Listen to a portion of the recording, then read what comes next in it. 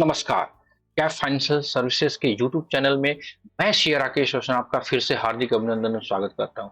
आजकल काफी trending issue हो रखा है कि आपको हर बार आपको मैसेज आ रहे हैं आपके सप्लायर के द्वारा कि आप भुगतान कर दीजिए, अदरवाइज मैं आपको हाई कोर्ट में ले जाऊंगा, सुप्रीम कोर्ट में ले जाऊंगा या ये कर दूंगा वो कर दूंगा। तो सवाल ये है, क्या हर किसी को 15 दिन 45 दिन में एमएसएमई को भुगतान करना ही है? आइए इसके ऊपर ऑलरेडी पहले से मेरा वीडियो बना हुआ है, लेकिन थोड़ा सा और डिटेल एनालिसिस करते हैं कि वाकई क्या आपको सही मायने में टेंशन लेने की जरूरत है या नहीं है। तो आइए इस टॉपिक को काफी ध्यान पूर्वक आप देखिएगा, क्योंकि 31 मार्च 2024 आने वाला है, एकदम पास में है। और आपके पास मोबाइल में मैसेज आना शुरू हो गया है आपके सप्लायर का कि अब 1 दिन 2 दिन 4 दिन 5 दिन बचा हुआ है। तो ये वीडियो आपको काफी माइन्यूटली समय निकाल कर जरूर देखना चाहिए। तो चलिए आपका स्वागत करते हुए इस ज्वलंत टॉपिक को हम डिस्कस करते हैं। सवाल ये है कि आपके मोबाइल पे जो मैसेज आ रहा है, आपके सप्लायर आपको बार बार मैसेज या फोन कर रहे हैं कि 31 मार्च 2024 से पहले जो भी बकाया है उसको भुगतान कर दीजिए। अदरवाइज डिफरेंट टाइप के मैसेज आ रहे हैं, कुछ एग्रेसिव मैसेज भी लोगों पे आ रहे हैं। तो आपको ये वीडियो देखने के बाद आपका डाउट 100-200% आपका क्लियर जरूर हो जाएगा। तो चलिए सबसे पहले आपका ये सर दर्द जो बना हुआ है, उस सर दर्द में थोड़ा सा आराम झंडू बाम लेकर हम आ गए हैं। तो सवाल ये है कि सेक्शन 43BH जो 1/4/2023 से लागू हुआ है, जो कि कहता भी है कि महाजन लेनदार को भुगतान 15 दिन या 45 दिन में आपको करना होगा। अगर नहीं किए तो जो भी आपने खरीद किया है, खर्च किया है, वो अस्वीकृत हो जाएगी और वो आपके इनकम में जाके जुड़ जाएगा और उस पे आपको इनकम टैक्स लग जाएगा। वाकई में ये सच भी है, लेकिन ये जो सच है इसमें सारे लोगों के ऊपर अप्लीकेबल है या नहीं, ये सोचना है। तो सभी लोग परेशान है। एक कहावत भी है हमारे यहाँ कि अगर आपका कौवा कान लेके गया तो क्या देखेंगे हम? क्या हम पहले कान को चेक करेंगे या कौवे के पीछे भागेंगे? सिंपल सा बात है, कौवा कान लेकर गया तो कान देखेंगे या कौवे के पीछे भागेंगे? यही समस्या है कि सारे लोग कौवे के पीछे भागना शुरू कर दिए हैं, कान कोई देख ही नहीं रहा है। तो आइए इस टॉपिक में हम आपको आपके और आपके सप्लायर के बीच जो स्थिति है उसको हम एनालिसिस करते हैं। मान लीजिए ये आप सप्लायर है, ये आप है, आप एक शॉपकीपर है और ये आपका सप्लायर है, राइट? अब आपको क्या करना है, सबसे पहले आपको अपनी स्थिति चेक करना है। सबसे पहले आपको अपना स्टेटस चेक करना है कि आपका टर्नओवर कितना है। क्या 1 करोड़ है या 2 करोड़ से कम है? अगर कम है यानी कि आपका फाइल तो ऑडिट में है ही नहीं, यानी कि आप प्रिजम्पटिव टैक्सेशन टेक्निकल टर्म में यानी कि आईटीआर 4 फाइल करते हैं, आपका टर्नओवर 1 करोड़ या 2 करोड़ से कम है, आप ऑडिट कराते ही नहीं है, तो आपके ऊपर ये धारा लागू ही नहीं होगा। तो आपके सप्लायर आपको मैसेज कर करके परेशान कर रहे हैं, तो उनको परेशान करने दीजिए, क्योंकि आपके ऊपर जब धारा ये लागू हो ही नहीं रहा है तो आपको पेमेंट करने की आवश्यकता नहीं है। ऐसा ये नहीं है कि आप पेमेंट नहीं करेंगे, ये 15 दिन 45 दिन में करने की आवश्यकता नहीं है, आप उसको लेटर ऑन 2 महीने 4 महीने में आपको कर सकते हो, राइट? आप चिल मारिए। लेकिन अगर ज्यादा है यानी कि आपका ऑडिट होता है, तब आपका सप्लायर का स्टेटस चेक करना पड़ेगा। अब आपको थोड़ा सा ये ध्यान देना पड़ेगा कि जिससे आपने माल लिया है उसका क्या स्टेटस है, राइट? तो उसका स्टेटस चेक करने के लिए, क्योंकि ये धारा 43BH जो लागू हो रहा है, आपको सप्लायर का स्टेटस चेक करना है। आपको देखना पड़ेगा कि क्या आपका सप्लायर रजिस्टर्ड है उद्यम पोर्टल पे, क्या आपका सप्लायर रजिस्टर्ड नहीं है उद्यम पोर्टल पे। अगर वो उद्यम पोर्टल पे रजिस्टर्ड ही नहीं है तो आपके ऊपर फिर से ये धारा लागू नहीं होगा, राइट?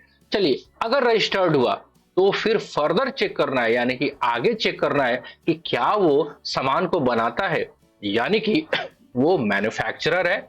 अगर हाँ, देखिए, क्या वो सर्विस प्रोवाइडर है या वो ट्रेडिंग करता है? जैसे आप उससे सामान खरीदते हो, क्या वो भी कहीं से खरीद के बेचता है?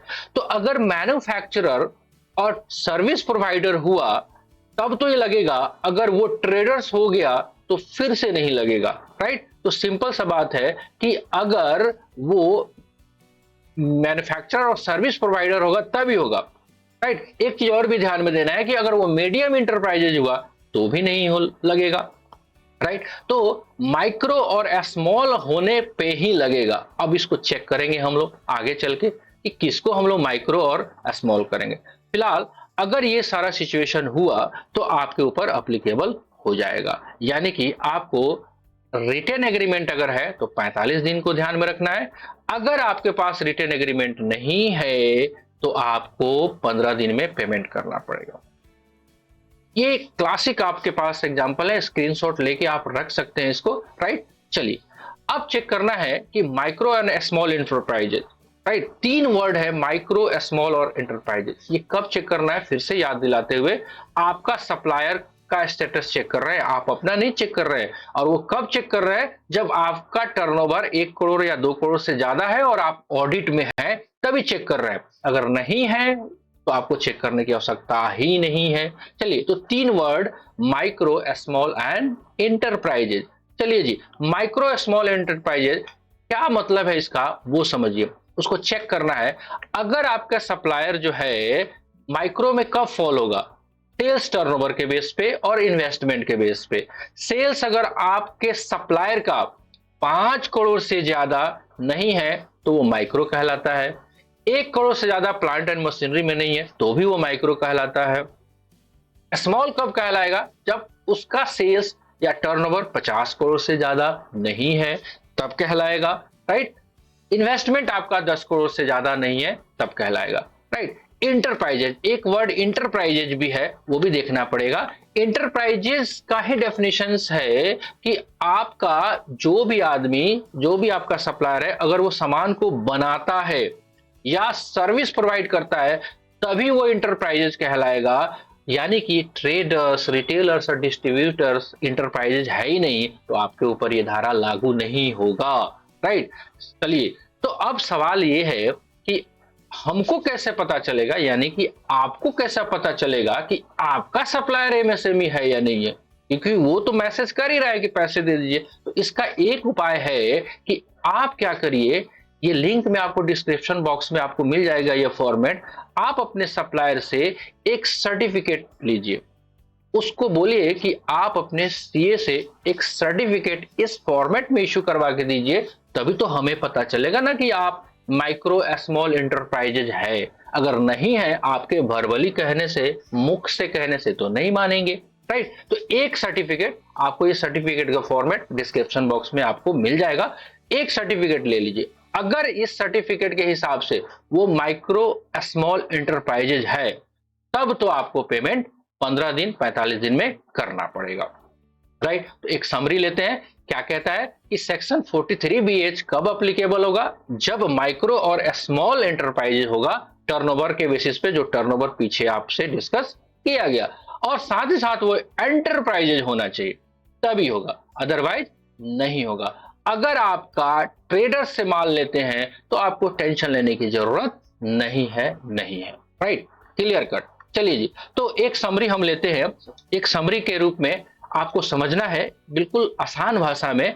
अगर देखें हम इसको तो क्या कहता है, ये कहता है कि आपका सप्लायर एमएसएमई में रजिस्टर्ड है, एमएसएमई में रजिस्टर्ड है और वो माल को बनाता है और उसका टर्नओवर 50 करोड़ से अधिक है तो भुगतान संबंधी नियम लागू नहीं होगा, क्योंकि ये मीडियम में कवर हो जाएगा।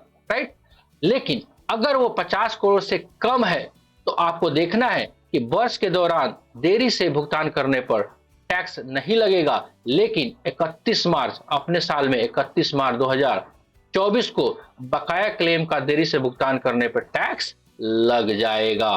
राइट, अगर ट्रेडर से माल आप खरीदते हैं तो भुगतान संबंधी नियम लागू ही नहीं होंगे।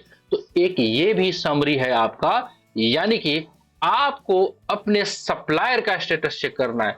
फिर से सबसे पहले आपको अपना स्टेटस चेक करना है कि आपका फाइल ऑडिट में है या नहीं है। अगर आप ऑडिट में है तभी आगे जाके चेक करिए, अगर आप ऑडिट में नहीं है तो आपको चेक करने की आवश्यकता नहीं है। राइट, अब सवाल है कि मान लेते हैं आपने चेक किया कि आपका सप्लायर जो है एमएसई में है।